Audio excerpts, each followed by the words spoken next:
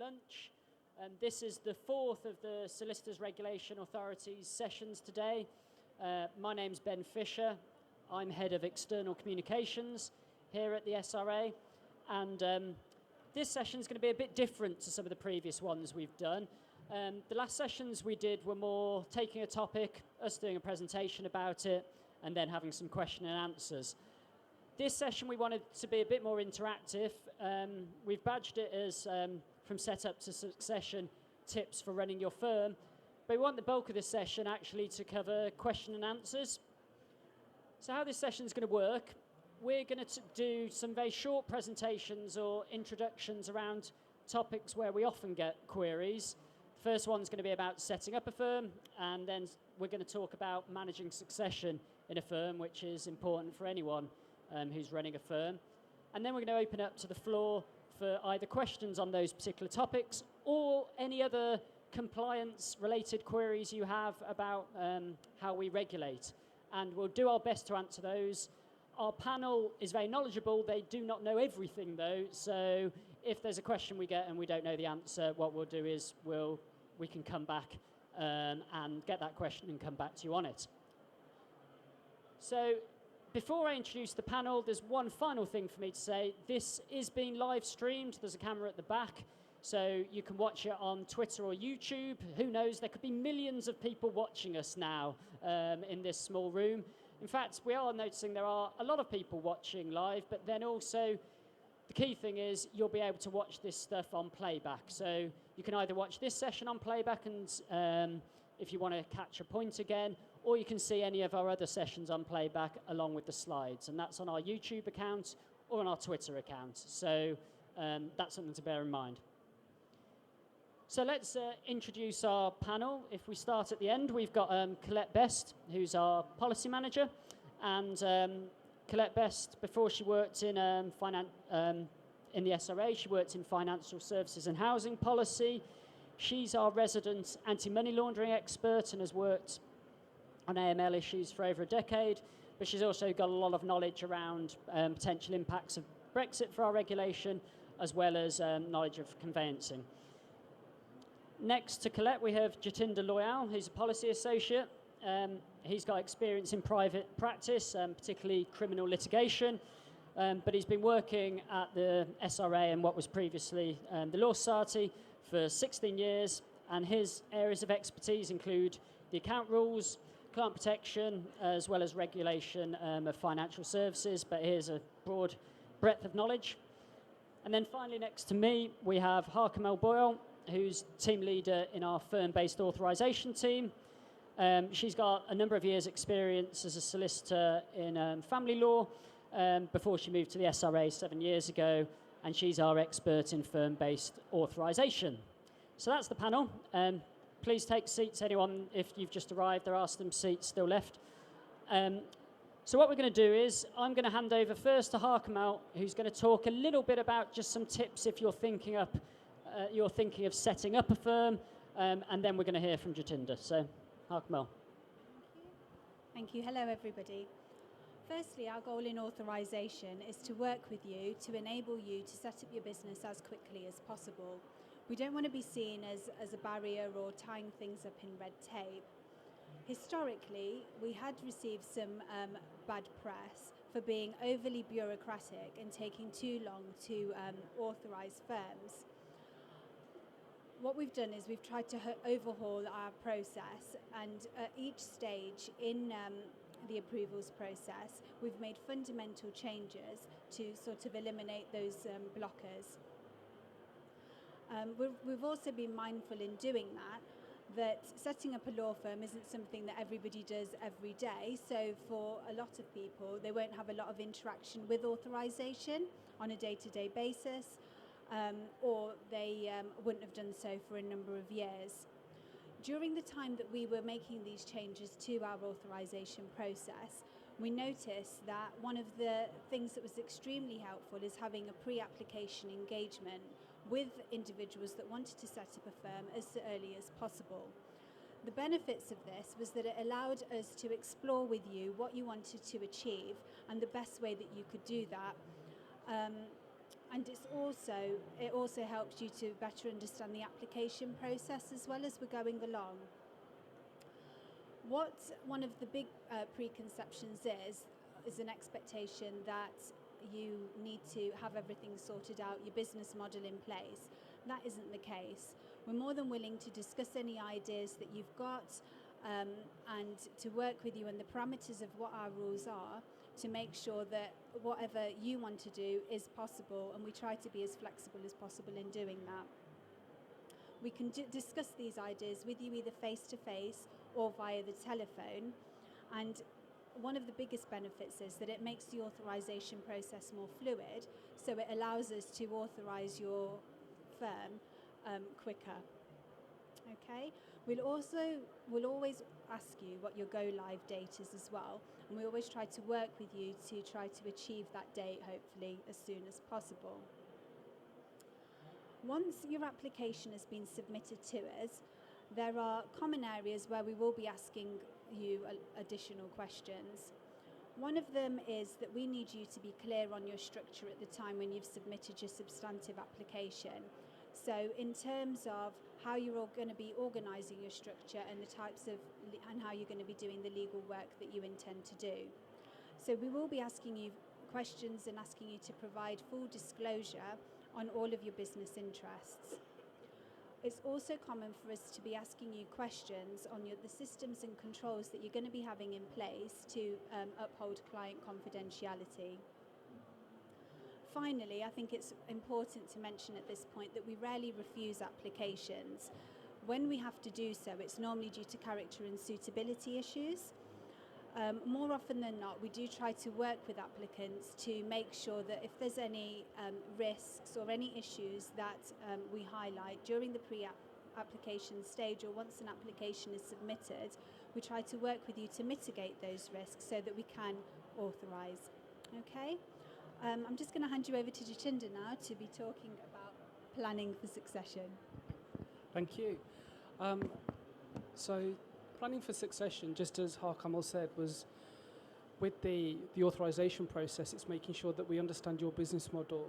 And part of that is to understand also how you're planning for succession. A lot of law firms, a lot of practitioners would think that, when you're planning for succession, it's always just at the end when you're thinking of closing your firm and what it means in terms of finding a successor practice or thinking about run-off cover and getting a decent quote for run-off cover from your insurers. We don't think it's just as simple as that because no one knows what will happen tomorrow. So you could be authorised today and tomorrow there could be some eventuality which means that you need to close your practice down or find someone to come in to manage your firm for you. There's loads of instances that could result in that if you're a sole practitioner and all of a sudden you fall ill, you'll need somebody to come in to make sure that the practice can continue without having any impact on your clients. The same in terms of where you have, should we say, other people coming into the business. It's important to understand who they are, where they're coming from, and not just that, are they exposing you as a business to certain risks that you're not sure about, because then that impacts in terms of you managing your firm in terms of any possible merger and acquisition going forward. So in terms of managing succession, it should be something that's thought about from day one. Once you start practicing, thinking about the inevitable, which is that one day you will have to close your firm. The reason for closing your firm could be varied. There's going to be many different reasons why you have to close your firm. It shouldn't have to be for the SRA to come in and manage the closure of your firm through an intervention because there's been a risk to client money and client files. So as part of your succession planning, it should be thinking about not just who will take over my firm if I ever have to close down, but also thinking about how does this impact on my clients in terms of how many clients am I engaging with. Thinking about the amount of client money that you hold as well, that, thinking about the risks associated with client money. If all of a sudden you have to leave your firm for whatever reason, can someone come in straight away, pick up client files and manage the client work that's going on together with the client money that's there as well?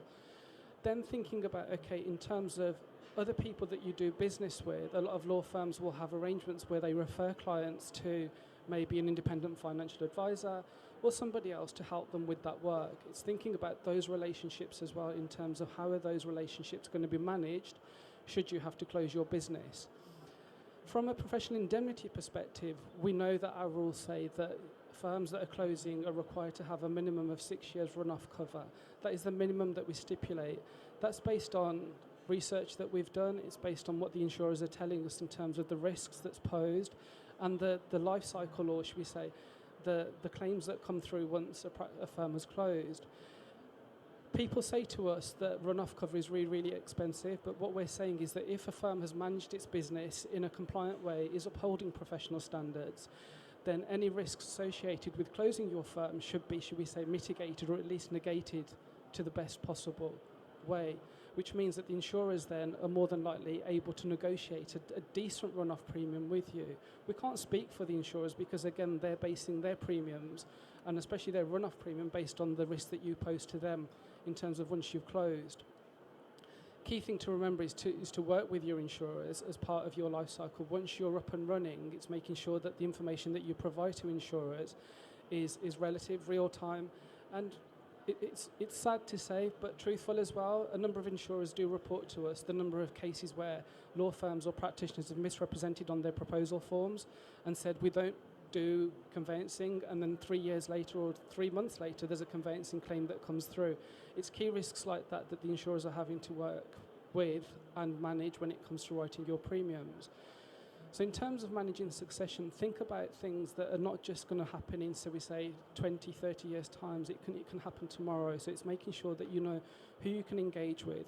If you need to talk to us, speak to us as well. If there's a situation where you feel that you can't continue to manage your business, speak to us, contact Professional Ethics. There's a helpline there that can manage your expectations and provide guidance around how you can close your firm in an orderly way.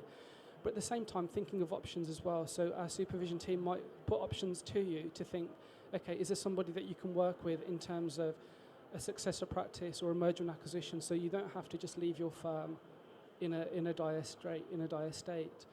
So it's about planning, and as Harkamel said, people plan for their application to us, and at the same time we're thinking that people should be planning for their closure. It is not just about retirement. At the moment we have the oldest population of solicitors, well, the biggest population of solicitors is between 60 and 75, and that's the highest number it's been at the moment. So we need to make sure that practitioners that are moving and thinking about retirement are thinking about succession now rather than when it's too late and there's other issues that then come into play that they haven't got the capacity to give instructions to anybody else, let alone serve their clients. When we are thinking about succession, it is about you and your clients. We don't want your clients just left abandoned without any practitioner to help them. So it's making sure that the clients are always protected and key client money as well. If you have any questions, we're here to take them from you. Yeah, so I've got a few questions, but I hate the sound of my own voice, so I'd much rather they come from the floor. So has anyone got any initial questions, ideally on what you've just heard, but it could be about anything? Yes, gentleman here.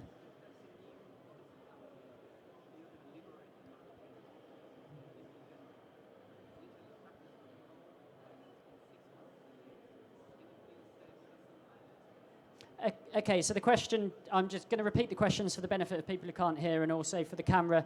So that was a question about our new standards and regulations are due to be coming in November the 25th. That's going to offer some more flexibility around how solicitors can work, including potentially freelance solicitors.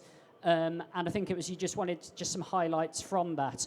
Just before we answer that question, I will point out as well, there was a session earlier on about that topic. So if you're not happy with the answer you get here, have a look at the video as well on that. But does someone on the panel want to just say a few words about the new standards and regulations? Jatinder. So in terms of freelance, they're badged as in the open world as freelancers. So it's solicitors practicing on their own. What it means is that a solicitor that's carrying on non-reserved legal activities can do so outside of an authorised firm. So it might be somebody that's coming back into work that's been on long-term sick, maternity leave, or just had should we say, a career break, and is thinking about coming back into practice but doesn't want to have the obligations of running a firm. So if they're doing non-reserved legal activities, they can do that, and there's no restrictions in terms of or conditions that we put on them. In terms of solicitors that want to practice on their own and carry on reserved legal activities, they can only do that subject to certain conditions. One is that they can't employ anybody and can't be employed. Secondly, they can't hold client money, and they need to have adequate and appropriate insurance as well. So there are some limitations in terms of if you are providing reserved legal activities, you can only do it within the parameters that we've set. And it's, again, just to make sure that clients are safeguarded, but this does bring opportunity for, like I said, for those people that have had a career break for whatever reason, or even those that are looking to, should we say, wind down their practice. It comes into the succession point. If you're a sole practitioner and your workload is quite small at the moment, you might be thinking, okay, I can close my practice now because I'm quite happy, but I just want to continue as a freelancer on the basis that I can then dip in and out and say yes to my clients as and when the work arises. And I suppose it's just worth adding to that, we think there's a couple of two potential upsides to that. Is one, it gives more flexibility for how solicitors work, and we know sole practitioners say to us, I would like that flexibility of not to have all the burdens that come with running a firm, but still offer legal services and my expertise. But then there's also potential benefit to the public, who we know that the public struggle to access legal services, they struggle to access the expertise of a solicitor. This might, in certain instances, make it easier for someone to access the expertise of a solicitor. They'd still have all the protections of that solicitor having to comply with our codes and standards, but without the extra burdens of running a firm. But for instance, if they're handling client money, etc., they'd need to be part of a part of a firm and have that infrastructure in place, because we need to get that balance between proper public protection while also offering flexibility. So we've got a couple of questions here. I think you had your hand up first, and then I'll come to you, to that gentleman there.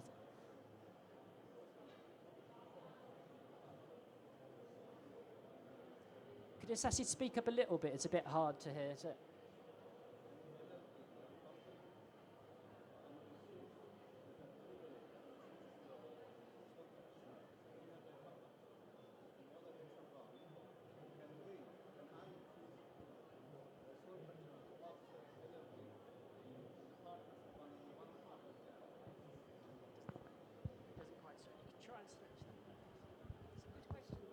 Okay. My question is, say LLP partners, all the partners gone, there's only one partner. Is it possible anyway we can switch to sole practitioner, or a company we can switch to sole practitioner? Thank you. So they're currently an LLP, and they want to convert to either become a recognised sole practitioner or become a limited company. So I'll repeat what I think the question is. That an LLP at the moment, so it could be an LLP made up of 2 or 3 members, or it could be company law allows one member in an LLP. Can that LLP convert to a recognised sole practice, or can it be a limited company as well? The short answer is yes, that is possible. There's a specific form that will need to be completed in order for that change to be effected. Off the top of my head, I can't remember what form it is, but if you come and speak to me afterwards, then I can let you know what you would need to do. Okay. So we have this gentleman at the front, and I know there's a woman at the back. Yeah, I'm interested in the statistics. What proportion of those firms looking to close fail to find a successor? So the question was that from the statistics, how many firms that are looking to close fail to find a successor practice? You could say that the majority of firms close without a successor practice. And again, that's because the acquiring firm or the person that they're looking to do business with, i.e. take on the firm, might not want to take on the firm because of the risk that's exposed. We see a lot where you have a typical general high street practice looking to then be taken over by somebody that's quite niche because they haven't got the expertise. So again, it's not just taking on the work and the clientele, so the profits from the work in progress, but it's the liabilities as well. A firm that's taken on liability, i.e. becomes a successor practice for an area of work that they have no knowledge or skill in, or very little knowledge or skill, is a risk for the firm, and it becomes a risk for the insurer as well at that point in time.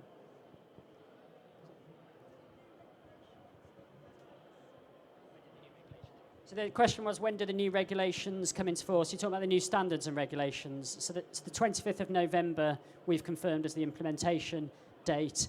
which is also my mum's birthday. So it's a very important day for everyone here. I love you, Mum. Yes, I think that date, we've chosen a date which it'll be after the practicing certificate fee exercise, but mainly we think that gives everyone enough time. There's been 4 years of work going into developing these proposals, but over the next 6 months or so, we'll be putting out a lot of guidance and support to help everyone here get ready for that changeover on the 25th of November. Anything anyone wants to add to that? Or right, any further questions? Well, I'll go to one of my preloaded questions, and it's type of common question we get. Harkamal, what information, you talked about a pre-application process becoming authorised. What type of information would I need to come to the SRA with if I was making that pre-application conversation and wanted to have that with you? How prepared do I need to be? You'd need to have a clear idea of what you're aiming to do. So when you want to do it, who you want to be involved in that, and just generally sort of the overall structure of what you're hoping to achieve. So it can be quite minimal to start with, but you need to have a sort of a clear idea of what you're hoping your proposed firm will look like, and then we can build on that. And what do you take account of as part of the approval process? So for a new firm application, we undertake a sort of risk assessment in terms of the firm itself to see whether the structure that you're proposing is financially viable. The other element to it is from an individual level. So we need to make sure that the key individuals within the firm are fit and proper under our suitability test, and that will continue as well within the new standards and regulations. Thank you. I'm going to open up to the floor again. Yep. Regarding the changes that are coming to the regulation for solicitors to practice as a freelancer, do you think that will open the market for like umbrella law firms who will be able to employ these freelancers and give them more freedom to work under their own practice and the umbrella itself? It's like the new trend of having like virtual law firms will have this operation in place where they can get freelancer to work in certain projects with a competitive pricing. So to summarise, one, can a freelancer work under the sort of umbrella of a law firm, I suppose, was the first question. Jatinder, can you? It would be quite difficult on the basis that the way the regs are set out is that you are practicing on your own. So the concept being that you are practicing on your own, you're not practicing as a firm or entity. And I haven't got the regulations in front of me, but the regulations do set out certain conditions in terms of you can't practice through a trading or service company either. So it's making sure that to the member of the public you are practicing on your own, not through an umbrella organisation, whether or not it's a law firm. Again, just to give that clear understanding that if you were practicing through a regulated law firm, there comes some protections. Whereas if you are practicing on your own, there are still protections, but in terms of how we control that solicitor, it's quite different to an authorised firm. Thank you. The lady here. So as a freelancer, do you have to get the indemnity insurance and run-off cover? So the question was that as a freelancer, would you have to get indemnity insurance and run-off cover? So if you're already practicing in a firm, so if you're a sole practitioner or a practitioner in a firm, so if you're a sole practitioner, you're going to have to wind down your current practice and pay run-off cover for that. But in terms of once you've established yourself as a freelancer, the requirement is to have, if you're carrying on reserved legal activities, you're required to have adequate and appropriate insurance. So it's not the stipulation, it's not under our minimum terms and conditions, so you won't have to have the £2 or £3 million worth of insurance. You're going to have adequate and appropriate insurance depending on the nature of work that you do and the clients that you serve. The insurer might say to you, as part of that arrangement, they might ask for you to have some sort of run-off cover in terms of when you stop practicing, what protections are in place. But that's something that you have to arrange with your own insurer, but it's not something that we prescribe. And picking up that run-off cover point, what can the SRA do if a firm closes without run-off cover? If a firm closes without run-off cover, there's a few issues. One that we have. Firstly is that are we satisfied that the firm's being closed down in an orderly way? Worst case scenario is that if we're not satisfied and client money and clients are at risk, we will intervene into the firm. In terms of run-off cover, this is really, really quite controversial at the moment because the way the minimum terms and conditions are written is that even though a law firm is required to close down in an orderly way, which includes making sure it has run-off cover in place, some firms will close without paying for run-off cover. And that becomes a massive issue for us then because even though the insurer is still, should we say, liable or on the hook to provide cover, it means then that we're then dealing with a practitioner that has, should we say, worked or closed their practice without integrity. So it's then, do we want them to be allowed to practice again? So it might be that we put conditions on their PC, especially if they're looking to then be authorised as another firm under a different guise. Thanks, Chinder. We've got gentlemen at the front. I understand the new accounts rules bring the rules down from 12 to 12 from 52 at the moment. I mean, what's the major changes then that have come to bring it down from 52 to 12? In summary. There is a session tomorrow that I'll be presenting at, but in summary, it's taking out the prescription that's already there and some of the confusion.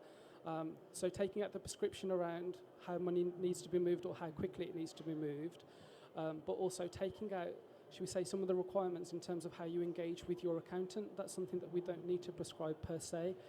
It will depend on you and your practice and how you engage with your accountant and the level of money that you hold. But the key, should we say, parts that remain are: one is the definition of client money, two, that client money can only be withdrawn on client instructions. You can't use your client account as a banking facility, and then in terms of record keeping, that records need to be kept, and the final report. So the elements of the accounts rules are all still there. What's happened is that we've taken out the guidance notes that sit there, or sometimes there's a mix between a rule and then guidance, but also the prescription around timescales, that's been removed. Now, I dread to repeat the word or to say the word Brexit, and who knows where that's going to be later today. Tell me if I'm out of date on what I'm saying, but I imagine nothing's changed as of this moment. But one query we've been getting quite a lot recently, yep, we'll come to you in a second, sir, thank you, is around what are the impacts of Brexit for the way we regulate, and in particular, what if there's a no-deal scenario. Colette, do you want to say a little bit about what the implications might be there for what we do? Sure. So at this moment of time, I think we are still in the EU, but do feel free to correct me if I'm wrong on that. We are planning for all eventualities. Those eventualities seem to be growing more numerous by the day, but we do have plans in place for every eventuality, including a hard Brexit this Friday, in fact. From a practical perspective, probably won't have that much of an impact on the way we regulate. Two main changes to be aware of. The first is changes to RELs, which is Registered European Lawyers. So in a hard Brexit, a no-deal Brexit, they will only be permitted to remain as RELs for another 2 years. And the other point to note is that there'll be a loss of fly-in, fly-out rights for European lawyers coming into the UK, and that actually is a cliff edge upon a hard Brexit, so that would potentially happen from the 29th of March. In the event of a softer Brexit, we are working very closely with the Ministry of Justice and other departments to make sure that we do have plans in place. And we think that things will likely remain the same for another 2 years under a softer Brexit. So there'll be a transitional period to allow us to make changes to the RELs, the Registered European Lawyers regime. We do have quite a comprehensive Q&A online, and we are updating it. So do feel free to check back on that. And if there are questions that you have that aren't answered on the Q&A, then do ping them over to us, because we can be getting those ones up online as well. Thank you, Colette. I don't think my wire stretches quite over there, so if you could speak loudly, that would be great.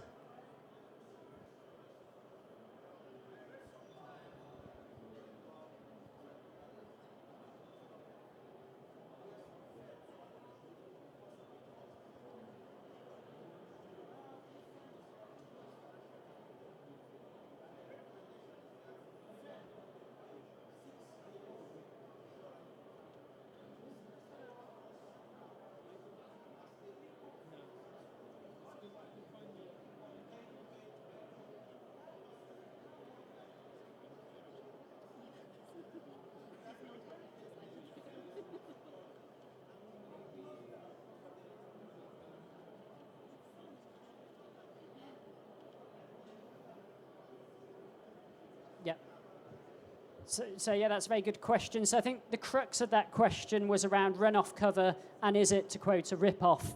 And, you know, should we be considering the impact of run-off cover and whether it's too much of a burden on law firms? I think, Jatinder.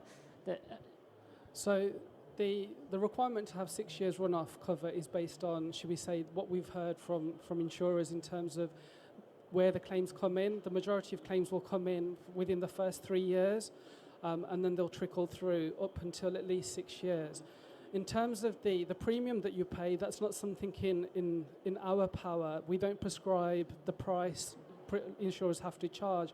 That is based on, just as any other insurance, somebody's claims history and the profile of that firm and the risk that that firm presents. We can't prescribe and we won't prescribe price. What we prescribe is the level of protection that needs to be in place for firms that are looking to close. We appreciate that for some firms it is quite difficult because the premium is so high, but again, that premium is reflecting the risk and the firm's claims history or the profile of the individuals that are in the firm. What we are looking to do, though, is work. This is something that we're thinking the Law Society need to help as the representative group to start engaging, helping practitioners that might be in difficulties and need some support in terms of how they close their business. So last year we did consult on a proposal to adjust the run-off arrangements that we have in place to keep it at 6 years, but introduce an aggregation at 3 years, which would mean that it should hopefully be a little bit cheaper than it is at the moment. We're still working through those proposals, but at the same time, what we want to start doing is actually engaging with the Law Society, thinking about how they can actually help practitioners that are looking to close their business and want to do so in an orderly way rather than having to then be left managing their firm in an unsatisfactory way, which isn't good for the practitioner themselves or the clients that they're serving, and then in the end for us, because more than likely we would have to intervene into that firm. Thank you, Jatinder. Have we got any further questions? You've got a question? Yes, sir. Do you see an increased number of people willing to set up an ABS instead of traditional routes? So that was a question about, do we think we'll see an increase in the number of ABSs, alternative business structures, in terms of the number of applications we're getting? At the moment, I've been reliably informed that we've got about 700 ABSs that have been authorised. I think that because we're trying to move towards a more flexible outlook in terms of how legal services are going to be facilitated, an ABS for us is something that is quite flexible, and there's a lot of scope for doing things in various different ways, so yes. Okay. Just to add to that, something that's quite interesting is that a lot of firms are thinking about as part of their succession is employee ownership, and that will come through an ABS as well. So you might have employees within the firm that are not lawyers and bringing them into the business. So it's an employee ownership structure, so the John Lewis structure, but in order to be regulated, you'd have to be an ABS. So some firms are thinking about that model as well because it allows succession to be dealt with, i.e. the firm continues. Employee ownership also offers the potential changes the incentives within the firm in terms of the bottom line as well. So might work for your firm, might not work for your firm. But I suppose the main message is if you think you've got an idea, or if you think you can or can't do something, ask us, because our default position is going to be, well, let's see if we can make it work, or we're open to the conversation. We're coming towards the end of the session. There's one final topic I just wanted to pick up on, and I know we get quite a number of queries around this, and it's around marketing your firm and promoting your firm and interacting with third parties. What are the SRA's rules around how you can market your firm? What do we allow and what don't we allow? So in terms of marketing your business, I think that was aimed at me, so I've picked up the mic. In terms of marketing your business, it's important that you make sure that the material that you use in terms of marketing and publicity is clear, is informative, is not misleading. One of the benefits as well now is with the session that Richard Williams hosted this morning was on price transparency and the information that you give on your websites or any other marketing material. It's important to make sure that one thing that we do is that something that we've always focused on and something that we're still focusing on is unsolicited approaches to clients. This is something that the claims management regulator as part of the Ministry of Justice have had to battle with for a number of years in terms of people being approached either at ports of entry or in shopping centres by claims management companies and then referred over to law firms to manage their their should we say, claim, if it's a personal injury claim, for instance. We've made it clear in the current code and in the code going forward as well that any client that's sourced through a way which would put the solicitor in breach of their rules, so if you have an introduction from somebody and the client has been sourced through unsolicited approaches, that puts you in breach, but it means that because you've accepted that referral from the third party through an unsolicited approach, it's something that's not desirable. So that's something that we're still focusing on. In terms of referrals out, it's important again to remember who you're referring to. Make sure that you've done some due diligence around the organisation. Thinking about, sometimes people forget there is a ban on referral fees in personal injury cases, and it applies both ways, referrals in and referrals out. So it's important to remember. And also, if you're referring to, say for instance, a financial advisor, so you're dealing with a probate matter or personal injury matter and thinking about referring over for some investment advice, thinking about making sure that, one, is that organisation that you're referring to, are they appropriately and properly authorised and regulated by whoever they need to be regulated by? So is it the Financial Conduct Authority? But also yourself as well, are you doing something which means that you then fall within the scope rules, our financial services scope rules? So for instance, if you're referring somebody out for arranging insurance or credit advice, those fall within the scope of our rules, and you are then carrying on financial services. So it's quite important, Ben, to make sure that when people are thinking about marketing their business, one, it's clear, and they also highlight who they're working with. It's quite important for clients to see who law firms are working with. It provides that openness as well to show that you are not just reliant on one source of referrals to or from your business, that you will scout the market and make sure that the referral that you're making is in the client's best interest as well. Thank you, Jatinder. Any final questions? It's your last chance to ask the SRA anything you want with an expert panel plus me here. So, yes? Application of third-party client accounts. Application of third-party client accounts. And you just want some detail about application of third-party client accounts? Do you mean third-party managed accounts? So that's something that we... people think it's a bit of a misnomer. People think that they're prohibited under our rules at the moment. They're not, which is why we issued guidance in 2017 to confirm that law firms can consider alternatives to operating a client account.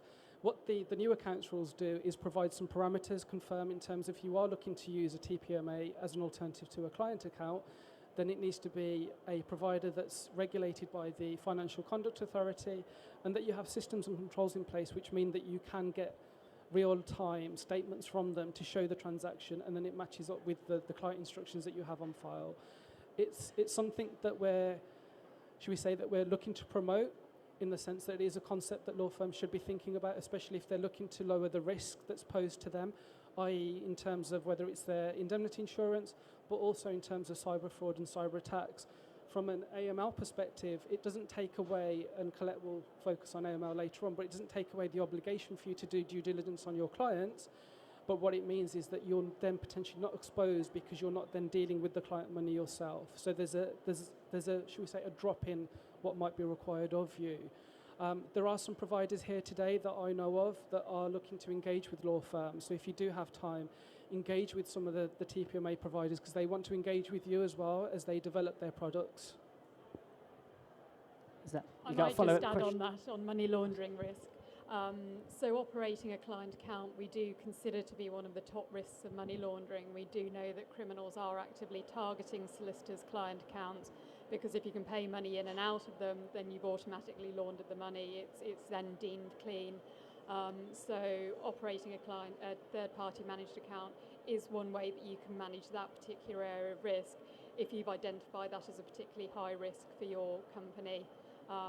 And join me at 3 o'clock and I'll tell you all about the other risks of anti-money laundering. And you still own the risk, don't you? It doesn't eliminate the risk, you might decide it's the right thing for your firm in terms of managing the risk. Your obligations are absolutely the same under the money laundering regulations, so you still need to be aware of your risks, you still need to be identifying clients and putting in place things to mitigate risk. But as I say, the third-party managed account can be part of that risk mitigation. You had a follow-up question on that? I went to a seminar last night and I came across a company called Luminous, and they are actually developing softwares like artificial intelligence. It could go through contract and leases and produce a report. What is the future for our job? Will I have a job after 5 years? Well, if I answered that as no, I probably would not be very popular with this audience. One thing I will say to you before I pass over to the panel is we actually run a series of SRA Innovate events. We've got 2 this year, one in Birmingham and one in Leeds, which actually is a whole morning talking about the future of legal services and how we're regulating a way to try and make sure more people can access legal services and the sector can continue to thrive. I mean, I suppose often the answer to that question is that the changes in the legal sector will mean that solicitors can do the thing where they really add value, that use their absolute expertise, rather than sometimes the administrative tasks where they're not adding as much value and their high training isn't being used as much. But before feedback takes me away, has anyone else got anything to add to are solicitors still going to exist in 5 years' time? I'd like to think so.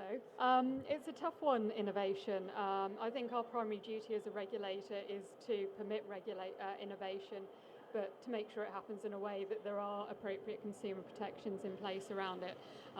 So it's very much our job to get out of the way of innovation where we can do, and regulate appropriately where we think there is a need there. Certainly there is a place for artificial intelligence in law. We use artificial intelligence ourselves to help us profile firms, and it does throw up interesting ideas that perhaps you wouldn't notice as a human. So I think there's a place for it as long as it's kind of used safely and appropriately. Yes? Sorry. To set up a law firm, we need insurance as well as the SRA approval. So for the insurance purpose, we need quotation. So who will arrange this? Like, do we need a broker for that, or we can get help from the direct SRA? Thank you very much. So that question was, if you're setting up a firm, you need authorization from the SRA, but you also need insurance, and it was, how do you go about that, I think? So if you're looking to be authorised, you need to have insurance in accordance with our rules and minimum terms and conditions. And there's around 34 insurers that have signed up to provide insurance in accordance with our minimum terms and conditions. They're known as participating insurers. There's a list of those participating insurers on our website with their contact details. Some insurers will arrange insurance direct. Some insurers will prefer you to go through a broker. So it depends on the insurer's own arrangements. But if you're looking to be authorised by us, then the insurance needs to be with one of our participating insurers. If you get insurance with somebody that's not a participating insurer, it means that they're not providing cover in accordance with our rules. Thank you. Any final questions? Well, I think we'll call the session to a close there. I wanted to, one, thank our panel, but two, particularly thank everyone who asked questions. If you were too shy to ask questions or you've only just thought of it, please come and have a chat with any of us. But we do have further sessions. We have Colette talking